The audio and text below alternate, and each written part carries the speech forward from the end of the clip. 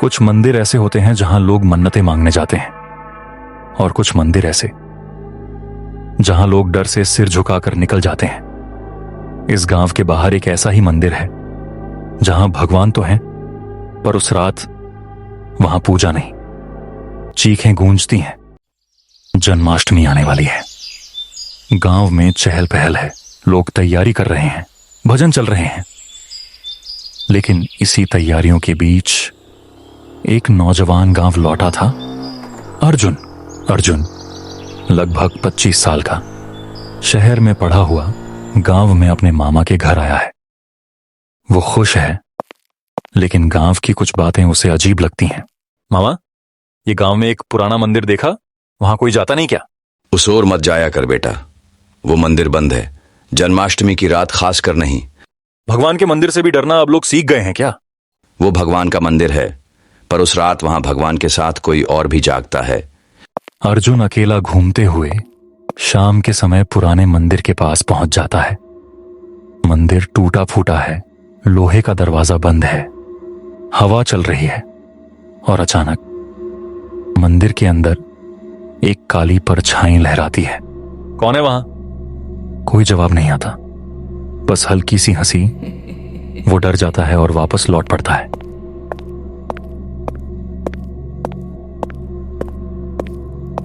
उस रात गांव की हवा में कुछ अजीब था, जैसे कुछ अजीब होने वाला हो। अर्जुन अकेला कमरे में होता है। तभी दरवाजे पर दस्तक होती है। कौन है? बाहर से मामा की आवाज आती है। दरवाजा मत खोलना, वो मैं नहीं हूं। अर्जुन डर के मारे खिड़की से बाहर झांकता है। खिड़की के बाहर एक औरत खड़ी है। अर्जुन, मंदिर चलो ना, वहां तो भगवान है ना। उस रात अर्जुन ने जो देखा वो उसकी सोच से परे था, पर यह तो बस शुरुआत थी, क्योंकि जन्माष्टमी की रात कोई तो जाग रहा था। ये क्या था? कोई औरत, पर पैर उल्टे थे। वो मेरा नाम कैसे जानती थी? डर के मारे अर्जुन भागकर मामा को ढूंढने निकलता है। गांव की गलियां सुनसान हैं। जन्माष्टमी की रात गांव के लोग खुद को घरों में बंद कर लेते हैं, लेकिन अर्जुन अनजान था। अर्जुन भागते भागते उसी पुराने मंदिर के पास पहुंच जाता है। दरवाजा खुला होता है। यह दरवाजा तो बंद था, अब खुला कैसे? जाकर देखता हूं कि आखिर यहां है क्या। अर्जुन को मंदिर में किसी के पैरों की घिसड़ने की आवाज सुनाई देती है। फिर एक परछाई मंदिर के अंदर घुसती है और एक आवाज आती है, तू आ गया ना अर्जुन, अब लौट नहीं पाएगा। अर्जुन मंदिर के अंदर भगवान कृष्ण की एक मूर्ति के पास छुपा होता है। वो डर से कांप रहा होता है। तभी उसे याद आता है, मां कहती थी भगवान के नाम से बुरी शक्तियां दूर भागती हैं। वो कांपते हुए भगवान की मूर्ति को उठाता है। जय श्री कृष्ण, जय श्री कृष्ण। चुड़ैल वहीं रुक जाती है। जैसे उसे कुछ महसूस हो रहा हो, वो अचानक पीछे हटने लगती है। वो अचानक गुस्से से बोलती है, सूरदास, उस मूर्ति को हटा दे। वो रात मेरी है, तू रोक नहीं पाएगा मुझे।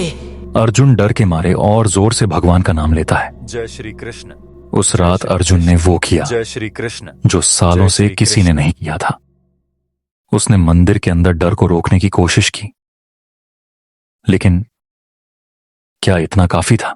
अर्जुन के चेहरे पर पसीने की बूंदें थीं, सांसें फूली हुई थीं। अर्जुन भगवान श्री कृष्ण की मूर्ति को साथ लेकर मंदिर से बाहर निकलता है। मुझे यहां से निकलना होगा, नहीं तो फिर आ जाएगी। वो बस चल रहा था, मूर्ति को साथ लेकर, और अनजाने में एक ऐसे रास्ते पर मुड़ गया जो गांव वाले जंगल की ओर चल पड़ता है। अंधेरी रात, घना जंगल, और भगवान कृष्ण की मूर्ति को सीने से लगाकर चलता एक डरा हुआ लड़का। लेकिन उसे क्या पता था, असली डर अभी बाकी है। हे भगवान, अब क्या करूं? रास्ता तो दिख ही नहीं रहा। कहीं वो चुड़ैल फिर से पीछा तो नहीं कर रही? तभी एक झाड़ी के पास से आवाज आती है, पत्तियों की खड़खड़ाहट। अर्जुन चौंक जाता है। आवाज आती है, एक जानी पहचानी नरम आवाज में। अरे अर्जुन, तू यहाँ जंगल में क्या कर रहा है बेटा? मामा, आप यहाँ क्या कर रहे हैं? मैंने तो आपको बहुत ढूंढा। हाँ बेटा, मैं भी तुझे ही ढूंढ रहा था। तुझसे मिलने की बड़ी तड़प थी, लेकिन तू यहाँ जंगल में क्यों आया? मुझे लगा शायद आप यहीं होंगे, फिर मैं भटक गया। और मामा, वो एक चुड़ैल थी, उसने मुझे मंदिर में घेर लिया था। लेकिन ये देखो, ये मूर्ति। अरे क्या जरूरत है इतनी टेंशन लेने की? वो सब तेरा वहम रहा होगा बेटा। तू बहुत थक गया है, मूर्ति इधर ही रख दे, आराम कर ले थोड़ा। नहीं मामा, ये मूर्ति अब मेरे पास ही रहेगी जब तक मैं घर नहीं पहुंच जाता। अर्जुन, तू मुझसे डर रहा है क्या? मैं तेरा मामा हूं, और मामा से बढ़कर कौन होता है? तू मेरी गोदी में खेला है बेटा। चल, मूर्ति यहीं रख दे, मैं संभाल लूंगा। अर्जुन को कुछ अजीब सा महसूस होता है। मामा की परछाई नहीं दिख रही और उनके पांव जमीन से थोड़े ऊपर हैं। ये मामा तो जमीन पर चल नहीं रहे, परछाई भी नहीं है। आप मामा नहीं हो? कितना भूला है तू। लगा मामा आ गया। अब क्या करेगा अर्जुन? मूर्ति फेंक दे, तभी तुझे छोड़ूंगी। नहीं, मैं नहीं दूंगा। भगवान को नहीं छोड़ूंगा। अर्जुन भगवान श्री कृष्ण की मूर्ति को सीने से चिपकाए जंगल से जैसे तैसे भागता हुआ अपने गांव की ओर दौड़ ढा रहा था। पीछे पलटकर देखना तो दूर, उसकी सांसें तक टूट रही थी। अर्जुन गांव के मंदिर में घुसता है। हे कृष्ण, बस अब मुझे बचा लीजिए, मेरी तो हिम्मत टूट चुकी है। जैसे ही चुड़ैल ने मंदिर में घुसने की कोशिश की, एक अदृश्य शक्ति ने उसे वहीं रोक दिया। नहीं, ये नहीं हो सकता। मूर्ति, वो मुझे जला रही है। भगवान श्री कृष्ण की शक्ति ने उस पिशाचिनी को मंदिर की चौखट पर ही रोक दिया और वो आग की तरह जलने लगी। मैं बच गया? क्या सच में वो खत्म हो गई? क्या ये सब सपना था? अर्जुन भगवान की मूर्ति को सीने से लगाता है और मंदिर के बाहर की ओर दौड़ने लगता है।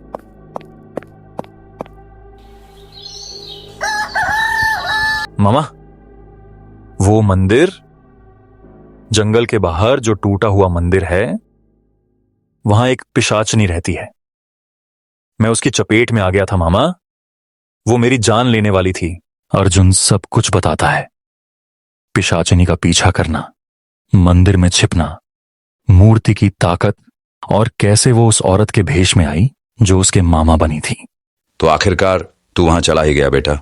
आपको पता था वहां क्या है मामा? आप क्यों नहीं रोके मुझे? वो कौन थी और आप उसके बारे में कैसे जानते हैं? सुन बेटा, ये बात आज से 25 साल पुरानी है। उस मंदिर में कोई चुड़ैल नहीं, एक औरत थी। नाम था वसुंधरा, हमारी ही बिरादरी की, बड़ी सुंदर मगर अकेली। और गांव के लोग उस पर शक करते थे। उन्हें लगता था वो तांत्रिक विद्या करती है, बच्चों को मारती है। एक रात गांव के कुछ मर्दों ने उसे उस मंदिर में बंद कर दिया, जिंदा, और दरवाजा ईंटों से चिनवा दिया। किसी ने नहीं सुना उसकी चीखें, ना कोई रोया, बस मंदिर बंद कर दिया गया। तो वो वहीं मर गई?